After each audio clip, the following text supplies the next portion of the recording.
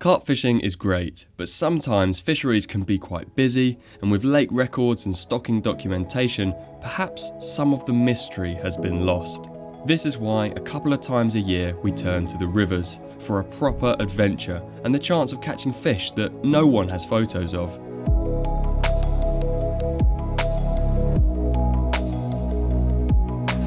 We haven't actually fished on the river yet this season, and it's July. Normally we'd be straight out June 16th.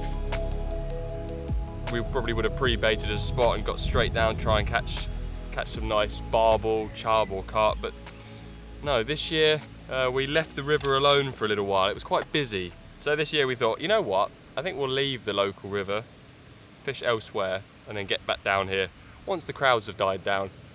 But we're out here today. River carp are the aim. Let's see if we can catch something.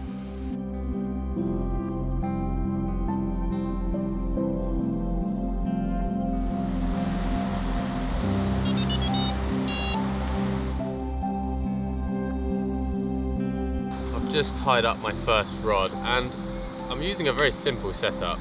I've got a 2-ounce lead. The weight you use on a river kind of depends on the flow. And it's not really pushing through that strong. I think a 2-ounce gripper lead will definitely hold bottom. And then the only other thing which I make sure of is that I use a big enough hook bait. There are quite a lot of bream in this particular river and in most rivers across the UK and Europe. And you have to use something which is going to avoid them. To be honest, the hook bait I've got on now, which is a 15mm boilie topped with a 12mm pop-up, is the smallest I would use. If anything, I might be bugged by bream tonight, so this is the smallest thing I'd use. If I do catch a bream, I might put on a 20mm or an 18mm boilie. Did you say that you tied that rig? Yeah. I don't even have to tie my rigs.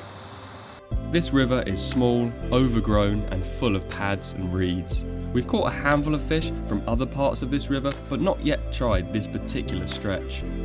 Fishing this area needs some thought. Strong tackle is one thing, but where to actually fish?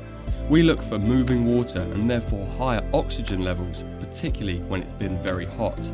We like the look of this weir pool, especially the slack water amongst these pads. Baiting with half boilies worked well for us on rivers. Full, round baits can sometimes roll downstream, but half baits are more likely to stay put.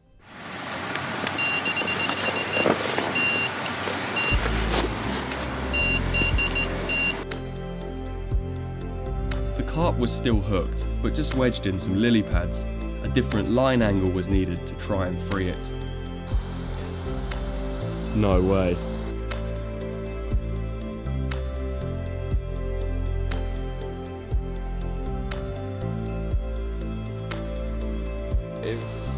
He has still got the fish on though. Yeah, so. And he's almost been attacked by a dog. Yeah. He's got a quick. Whoa! Go for it! He ran! It's gonna bite your legs off.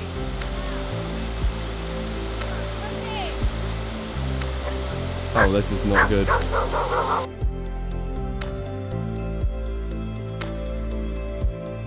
Yeah, you got it, Whoa. We got it out of the pads. Wow. What a fish. What a battle, Alex. It hasn't even got dark yet. I was expecting to catch one maybe during the night or tomorrow morning, but well, it was worth heading down the river for a short session. Still got tonight, but already caught one. And it is a nice scaly one. I've just been reminded how hard they fight. All those lily pads and the reeds, they really do go for it. I remember coming down to this river in the winter and I saw the floods, so these fish have to battle against that all winter long, and it results in very strong carp. But what a fish to catch! That's a lovely way to spend an evening by the river, catching fish. Getting bitten by dogs. Getting bitten by dogs, yeah.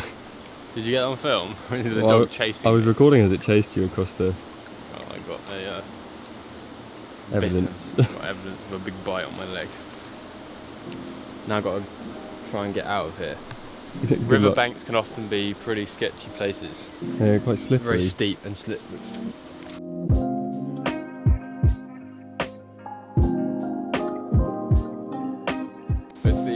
now, and the weather's been quite mild and nice today, but the forecast, we just checked, and it's set to rain quite heavily, I think late in the night or early in the morning.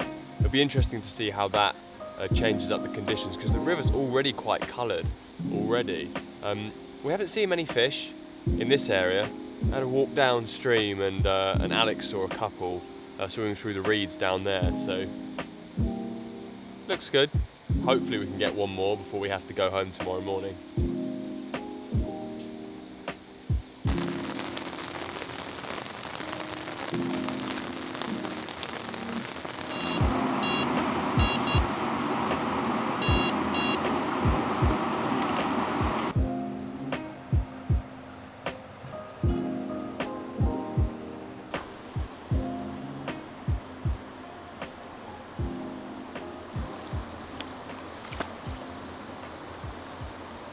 Yeah.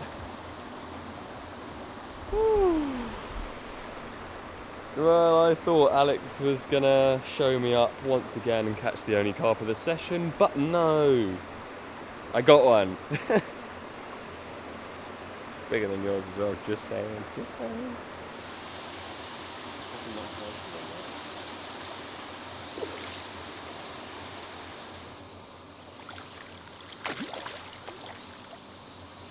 I didn't think we'd get another one. A bite soon before it started getting properly light, and then this one once it's light. Crazy fishing. It's definitely worth coming down the river. Take a look at them.